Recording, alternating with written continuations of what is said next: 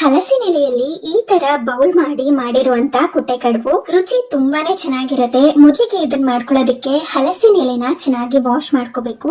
ಸ್ವಲ್ಪ ದೊಡ್ಡ ಸೈಜ್ ಅಲ್ಲಿ ತಗೊಂಡ್ರೆ ತುಂಬಾ ಚೆನ್ನಾಗಿರತ್ತೆ.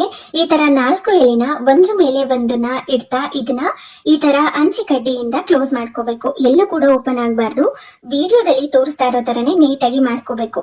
ಅವಾಗ ಅದು ಬೌಲ್ ತರ ರೆಡಿ ಆಗಿರುತ್ತೆ. ನಾನಿವತ್ತು ಇಡ್ಲಿ ರವೆನ ಬಳಸ್ಕೊಂಡು ಮಾಡ್ತಾ ಇದ್ದೀನಿ. 2 ಕಪ್ನಷ್ಟು ಇಡ್ಲಿ ರವೆನ ನೆನ್ಸಿಟ್ಕೋಬೇಕು. 1 ಕಪ್ನಷ್ಟು ಉದ್ದಿನ ಕಾಳನ್ನ 4 ಗಂಟೆಗಳ ಕಾಲ ನೆನ್ಸಿಟ್ಕೊಂಡು ಸ್ವಲ್ಪ ನೀರನ್ನ ಸೇರಿಸಿ ನುಣ್ಣಗೆ ರುಬ್ಕೊಂಡು ಒಂದು ಮಿಕ್ಸಿಂಗ್ ಬೌಲ್ಗೆ ಹಾಕಿ ನೆನ್ಸಿಟ್ಕೊಂಡಿರುವಂತ ಇಡ್ಲಿ ರವೆನ ನೀರನ್ನೆಲ್ಲ ತೆಗೆದು ಇದ್ರೊಳಗಡೆ ಸೇರಿಸಿ ಚೆನ್ನಾಗಿ ಮಿಕ್ಸ್ ಮಾಡಿ ಒಂದು ಲಿಡ್ ಅನ್ನ ಕ್ಲೋಸ್ ಮಾಡಿ 8 to 10 hours ಅಥವಾ ಓವರ್ ನೈಟ್ ಬಿಟ್ರೆ ಹಿಟ್ಟು ರೆಡಿ ಆಗಿರುತ್ತೆ. ಇದಕ್ಕೆ ರುಚಿಗೆ ತಕ್ಕಷ್ಟು ಉಪ್ಪನ್ನ ಸೇರಿಸಿ ಚೆನ್ನಾಗಿ ಮಿಕ್ಸ್ ಮಾಡ್ಕೊಂಡು ಈ ಬೌಲ್ ತರ ಏನ್ ಮಾಡಿಟ್ಕೊಂಡಿದ್ವಿ ಅದರೊಳಗಡೆ ಅರ್ಧದಷ್ಟು ಮಾತ್ರ ತುಂಬಿ ನಾರ್ಮಲ್ ಆಗಿ ಇಡ್ಲಿ ಬೇಯಿಸ್ಕೊಳ್ತೀವಲ್ವಾ ಅದೇ ತರ 15 ನಿಮಿಷ ಇದನ್ನ ಸ್ಟೀಮ್ ಮಾಡ್ಕೊಂಡ್ರೆ ಸೂಪರ್ ಟೇಸ್ಟಿ ಆಗಿ ಹಾಗೆ ತುಂಬಾ ಸಿಂಪಲ್ ಆಗಿ ಮಾಡ್ಕೊಳ್ಳುವಂತ ಕೊಟ್ಟೆ ಕಡುಬು ರೆಡಿ ಆಗಿರುತ್ತೆ. ನೋಡ್ತಿರ್ಬೋದು ಎಷ್ಟು ಬಿಸಿ ಬಿಸಿಯಾಗಿ ಹೇಗ್ ಬಂದಿದೆ ಅಂತ. ತುಂಬಾ ಚೆನ್ನಾಗಿರುತ್ತೆ ರುಚಿ.